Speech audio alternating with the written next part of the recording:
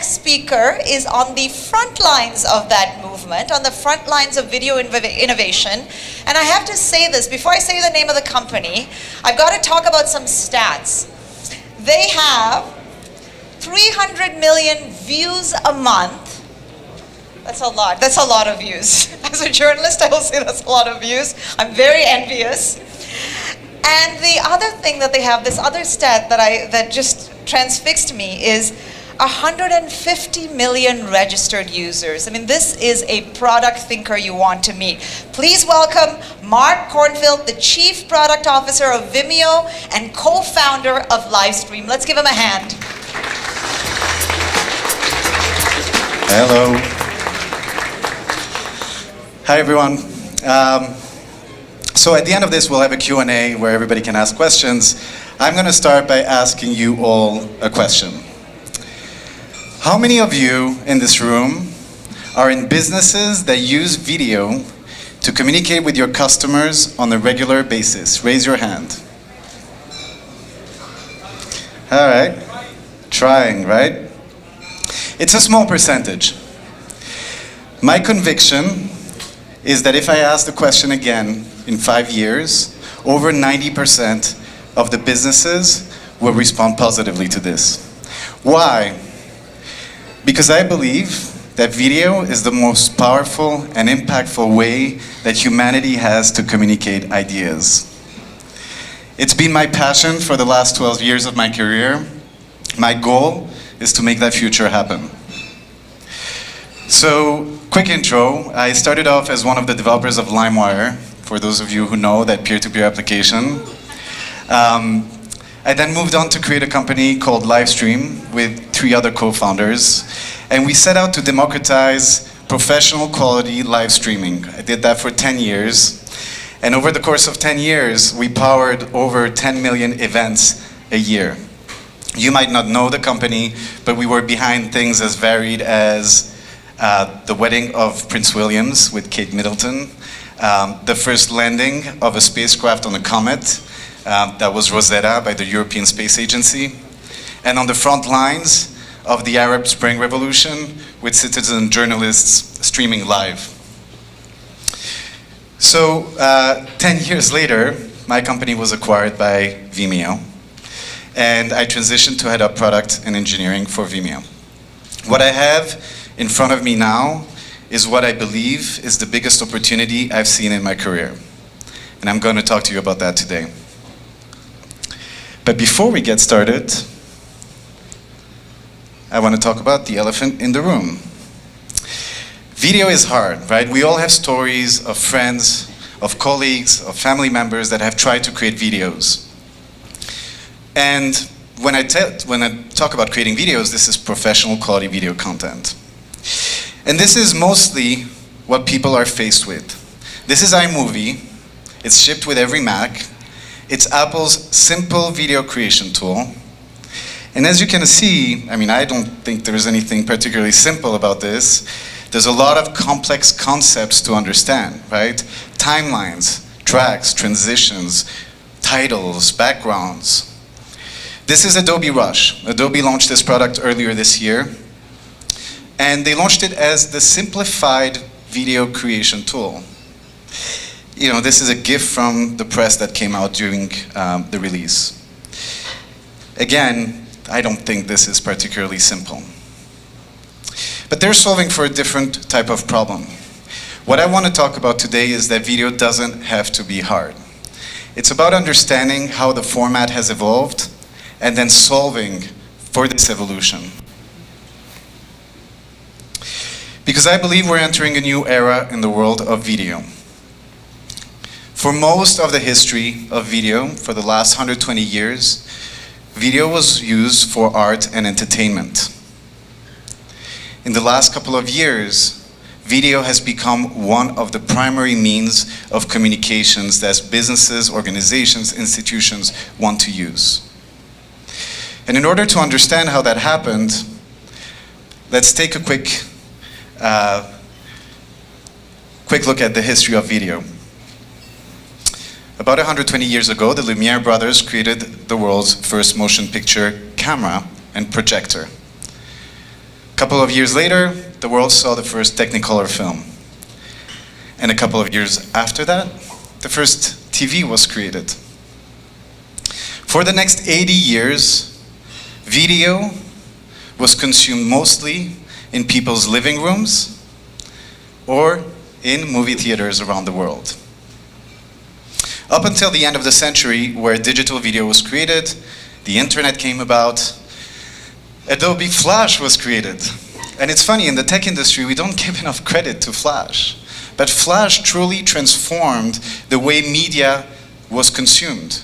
Why? Because Flash was the first time that video was available in every browser, and video became really ubiquitous. You could now consume video at your office, in your bedroom, on the go. And Flash, in turn, created YouTube. For the first time, everyone got access to upload videos and view videos. Over the next 10 years, the smartphone was launched. Everybody started carrying a video camera in their pocket. And then every social network saw this data and decided to prioritize video. Why? Because it's a much more engaging medium. Why? Because they're seeing much more interactions with that medium. All right, so where does this leave us today?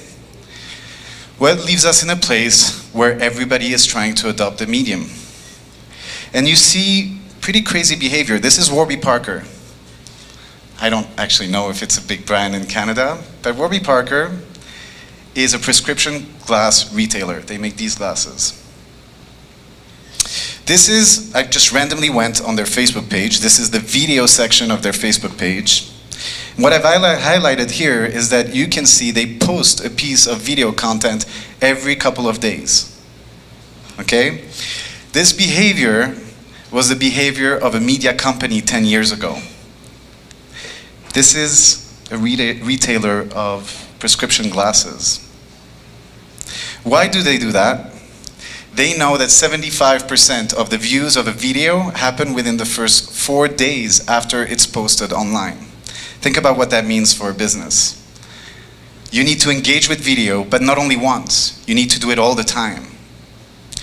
But zoom in, and what you'll see is that the format is not the format that media companies use. This is not long-form video. This is short-form stories. They're 5 seconds, 10 seconds, 15 seconds, 30 seconds. These videos are square sometimes vertical, sometimes horizontal. But they're not movies. We see this change happening at Vimeo too. So Vimeo has been around for 13 years. And when we look at the data, one of the most incredible things is that the duration of the content that is uploaded on the platform has been divided by 2 in the last 8 years. We have millions, literally millions of uploads every month. And think about what it means for the medium that the duration of that content takes such a drastic cut on average. We also see users uploading much more. The frequency of upload has increased by about 3 times. Our users upload 3 times more today than they used to 8 years ago. And then finally, we see businesses adopting video. The share of new subscribers on Vimeo who are businesses has increased by 150%. We think about this transformation similarly to what happened to websites in the 90s. There was a huge demand for websites, but the supply was completely inadequate. In the 90s, everybody wanted to get a website done, but you had to go to a webmaster or a web developer. It took weeks, it cost thousands of dollars. Today, if you've ever tried to do that, you can go on Wix, on Squarespace, on GoDaddy. It's a couple of clicks, a couple of minutes, cost $10 to $20 a month, and you have a website.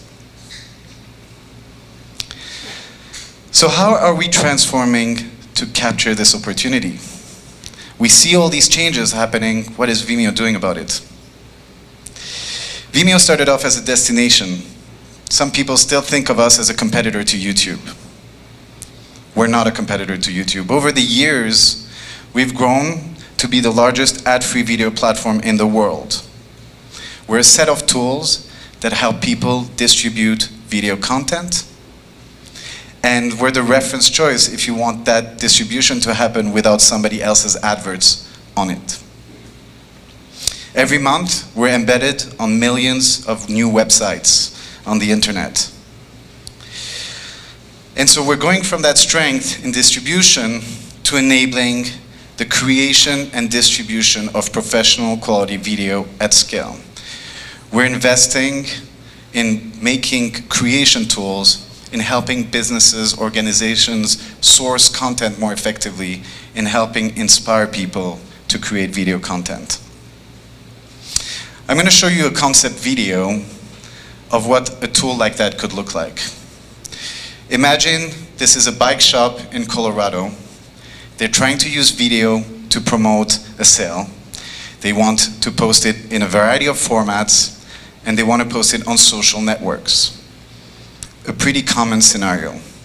This is what their experience could look like on Vimeo.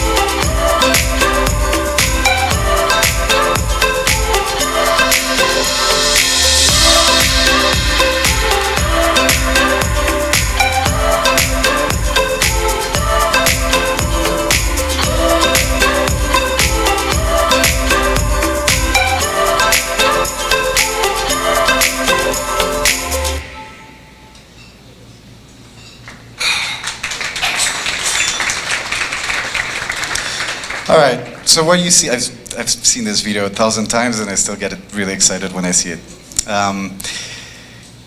What you see there is no timelines, no tracks, simple concepts, and a simple tool for a new type of format. What you will have seen there, I don't know if you caught it, but there was a concept of getting in touch with a video professional to get access to a piece of video footage. We believe video is a journey, right? Sometimes you're going to want to use a simple tool to create a short form piece of video content. Sometimes you're going to have more advanced needs. And so this week, we launched a marketplace. We actually launched that on Monday. We launched a marketplace to connect the millions of video professionals that we have on the platform, on Vimeo, with all of the businesses that want to get access to video content.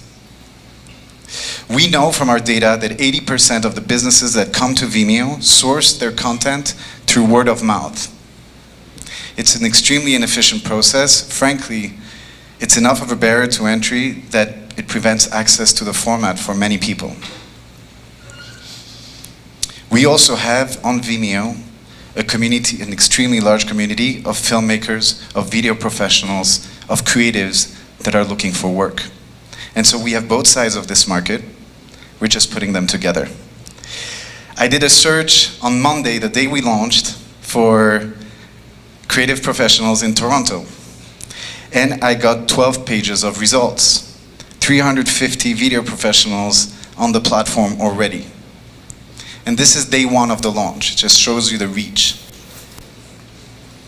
We've also launched a job board where people can post video jobs and browse through the jobs and submit a bid. And in the first day, we've had hundreds of jobs posted and thousands of interactions created already through this product. So why does it matter? Hopefully, you will have seen that video has evolved. It's evolved ahead of its ecosystem of tools. Nobody has solved that problem yet. I believe that Vimeo is in a unique position to solve it and potentially transform an entire industry. If we succeed, in the next 3 years, video is going to become as ubiquitous for a business as creating a website or having a social media page. Thank you.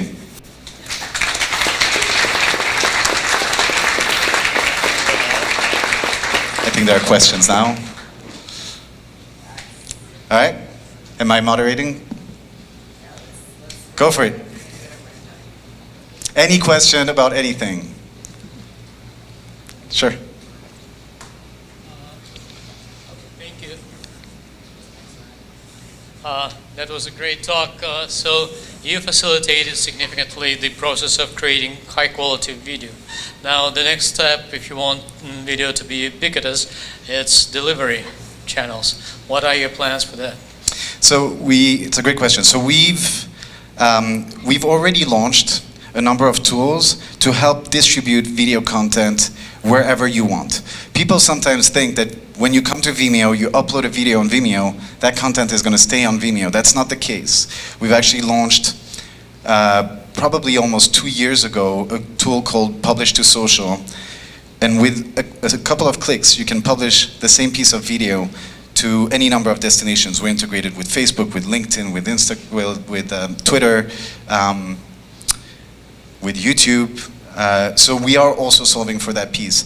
Now, almost the more interesting part is, if I'm a business and I start my journey today, I start my business today, I know video is important. It's going to be one of the top 10 things I have to do.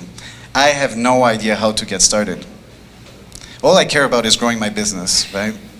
And so what we're thinking about is, how do we help you get started? How do we help you define the strategy? It's not just about clicking on the buttons and putting the video everywhere.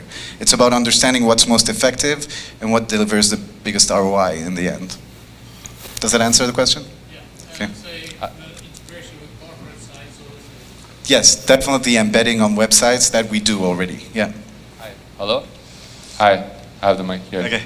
My question is two parts. Yeah. One was about the template, like it reminds me of Adobe Spark, like yeah. Where it's easier to do graphic design by yourself. But when you do that, they're also similar to the music industry. When music became easier to produce, now there's an abundance of it, and there's a need to differentiate. So I wonder what you think about having a easy to use template like this. How does it increase the need for brands that really want to stand out when everyone can do a higher baseline of video content? Now what you need to get noticed is a higher level.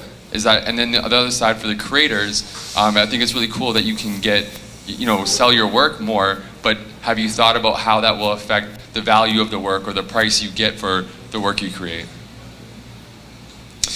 Okay, so let me start with the first question. You're right. The more you abstract things, the easier you make it. You have to take a little bit of the control away, right? And you sort of put things in boxes and put templates, and the risk that you run is that everything becomes really generic. So we're solving that in a couple of ways. First of all, we actually announced 3 months ago, we acquired a company called Magisto that has a video creation tool that is powered by AI. Okay, so we're leveraging AI to help facilitate the storytelling And a lot of what that does is actually enable the non-generic content. Because the AI, by nature, will be putting the story together differently for your footage than it will be for my footage. The other thing that we are doing is, like I said, we believe video is a journey, right? The tool is not going to be, it's not going to be the right tool for every use case. This tool that I showed on the video, it's not going to be the right tool for every use case. At some point, you might want somebody to come in to your business and shoot some custom footage, right? Our tool is not going to do that, but this is why the marketplace is so important, and this is why video professionals and creatives are part of that journey. They have a really, really important role to play. We're not trying to replace that. What we're trying to do is everybody else that doesn't have access to that, that doesn't have the means or the time or the ability to get access to that, we're trying to give them a tool to get started. To your second question, I think what you're asking is whether opening up a marketplace will commoditize the work. Is that right?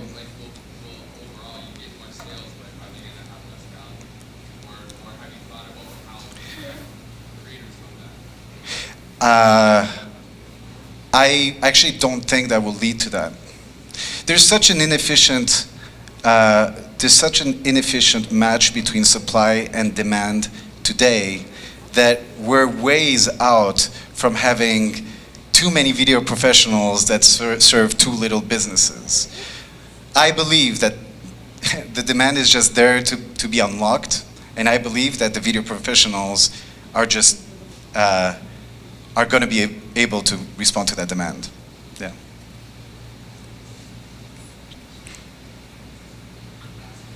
Can you add some voice, or because I see the information written, but can you add some voice? And if you can add some voice, can you do it in different languages?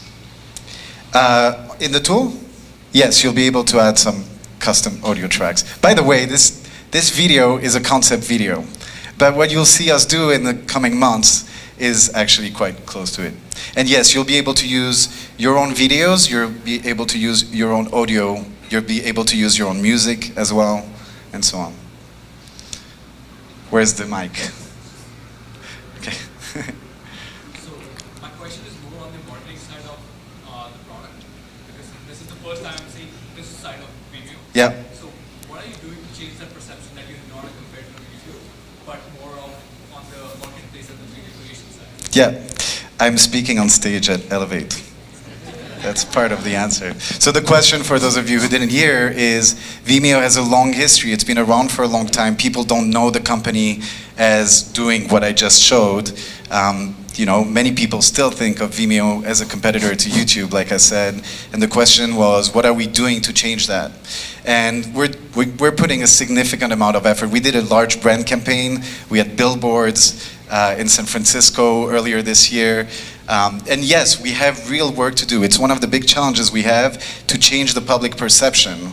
I believe ultimately if we create the right product, we're going to have the right type of organic reach and change in people's perception. But we're also going to obviously put a lot of marketing efforts behind it. It doesn't go alone. Yes? So Mark, sorry, Yes. I have to do this to you. Sure. He's going to be here after this because I know that there's a ton of people that want to answer questions. I'm so sorry to do this because I saw a whole bunch of hands up. I will have to wrap you up. No problem. Okay? No problem. Thank you. Can we Thank give him a you. big hand? Thank you.